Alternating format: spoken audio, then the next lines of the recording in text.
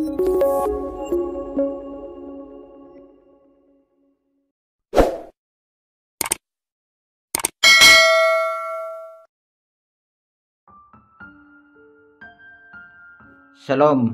dan selamat pagi Bapak Ibu Saudara-saudari yang dikasihi Tuhan.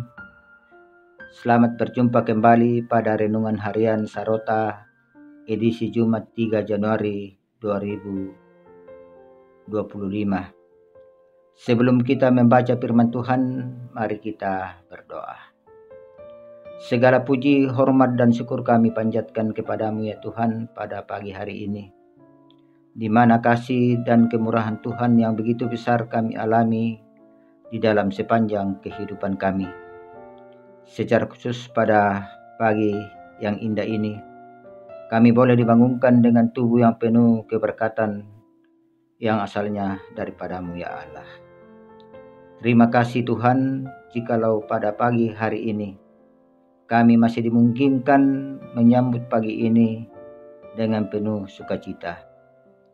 Bapa di surga, lewat kesempatan ini, kami mau mendasari kehidupan kami untuk sepanjang hari ini, di dalam membaca dan merenungkan kebenaran firman-Mu. Ya Roh Kudus, urapi setiap hati kami.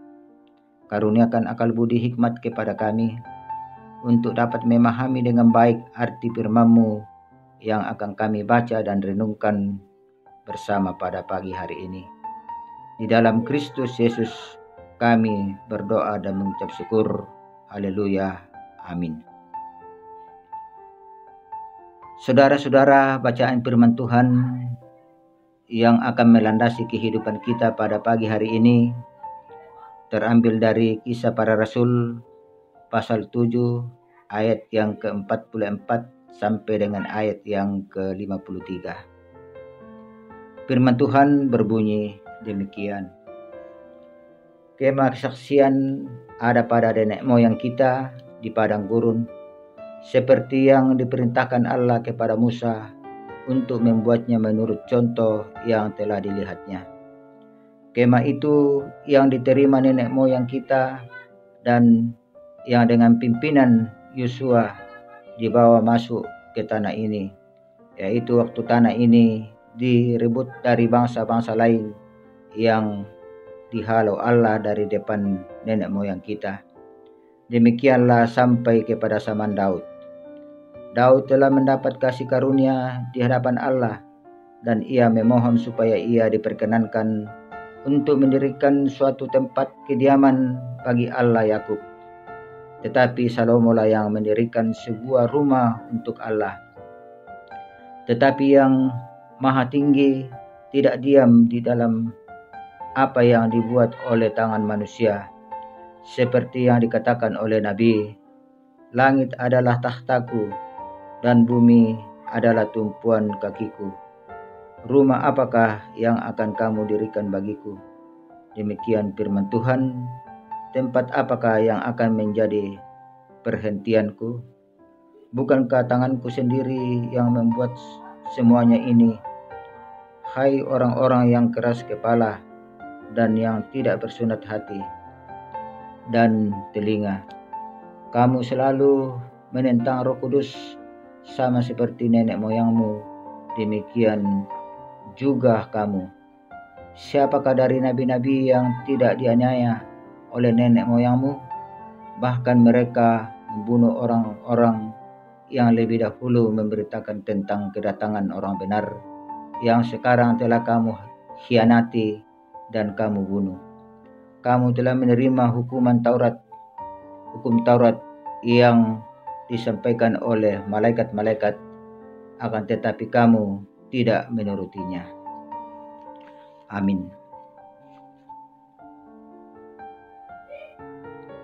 Bapak, Ibu, Saudara-saudari yang dikasihi Tuhan, melalui perikop bacaan kita pada pagi hari ini, kita akan dituntun dalam satu tema, sejatinya bait suci. Sejatinya bait suci. Batu yake di patame basa toraya nakwa tang umpakarawan banua kabusungan. Nah, saudara-saudara, lewat perikop bacaan kita pada pagi hari ini, telah diceritakan seorang sosok atau tokoh yang bernama Stefanus. Ia memberi kesaksian akan Allah yang berkenan diam dia antara umatnya. Stefanus ingin mengingatkan orang Yahudi bahwa nenek moyang mereka telah memelihara kemah suci sebagai simbol kehadiran Allah hingga zaman Daud. Hal itu kita bisa lihat pada ayat yang ke-44 sampai dengan ayat yang ke-45. Selanjutnya Stefanus juga mengingatkan orang Yahudi bahwa kemah suci barulah menjadi bait suci. Karena itu Daud memohon kepada Allah untuk diperkenankan mendirikan sebuah rumah untuk Allah. Rencana itu terwujud oleh anak Daud, yaitu Salomo. Bait suci inilah yang dipelihara orang Yahudi. Di dalamnya mereka melakukan ritual dan menjalankan aturan-aturan keagamaan. Akan tetapi ternyata para pemimpin agama Yahudi dan orang Yahudi berbuat tidak benar dalam bait suci. Para pemimpin dan orang Yahudi menganiaya kebenaran. Karena itu Stefanus bersaksi, "Hai orang-orang keras kepala dan tak bersunat hati dan telinga, kamu menentang Roh Kudus, bahkan kamu membunuh orang-orang yang lebih dulu memberitakan tentang kedatangan orang benar, yang sekarang telah kamu hianati dan kamu bunuh." Sungguh menyedihkan perbuatan para pemimpin agama dan orang Yahudi pada umumnya. Mereka memelihara ritual dan tradisi di bait suci, tetapi di tempat itu pula mereka membungkam kebenaran. Perilaku mereka membuat bait suci itu menjadi cangkang kosong. Ritual menjadi sandiwara karena Tuhan dikhianati. Bapak, Ibu, saudara-saudari yang dikasihi Tuhan, Allah datang menyatakan diri melalui Stefanus, mengingatkan kita bahwa sejatinya bait suci dalam tanda kutip gereja adalah tempat untuk memberitakan Kristus dan bukan tempat untuk bertengkar, bukan tempat untuk berkelahi, untuk melakukan kejahatan. Nah, bagaimana dengan kehidupan kita selaku jemaat sekarang ini? Jangan-jangan masih ada orang keras kepala dalam gereja. Jangan sampai masih ada orang yang menentang Roh Kudus dalam gereja.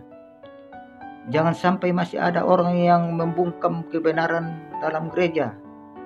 Jangan sampai gedung gereja berubah menjadi cangkang kosong karena penghuninya mengkhianati pemiliknya, yaitu Yesus Kristus sebagai kepala gereja.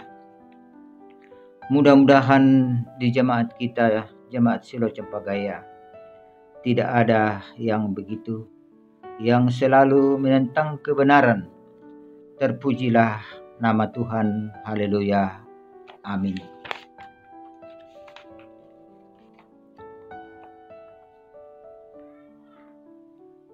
Saudara-saudara, mari kita berdoa.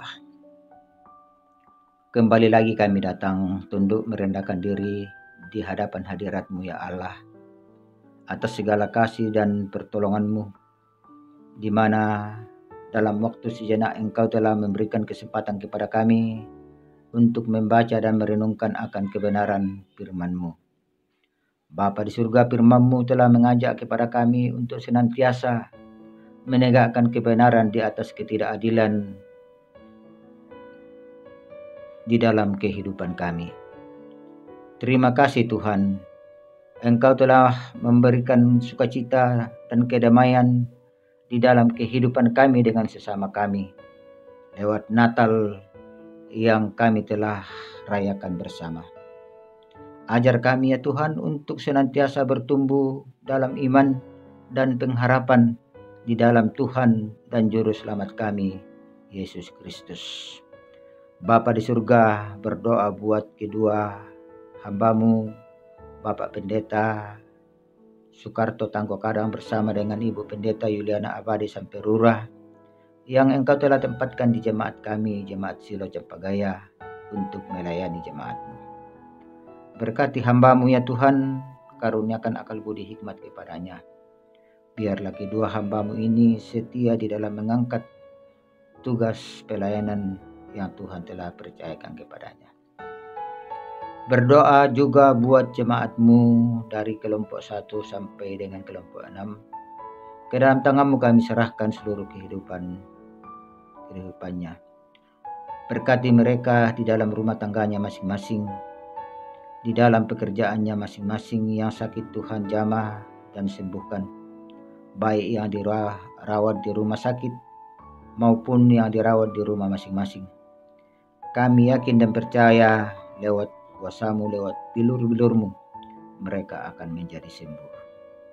Berdoa juga bagi pemerintah bangsa dan negara kami. Berkati pemerintah kami, karuniakan akal budi hikmat kepadanya. Biarlah mereka boleh menjalankan roda pemerintahan dengan sebaik-baiknya dan dengan seadil-adilnya. Di dalamnya nama Tuhan dipuji, dimuliakan. Bapa di surga, ini doa permohonan kami. Ampuni dosa dan kesalahan kami yang kami bawa di dalam anak-Mu, Yesus Kristus. Itulah Tuhan dan Juru Selamat kami yang hidup. Haleluya. Amin.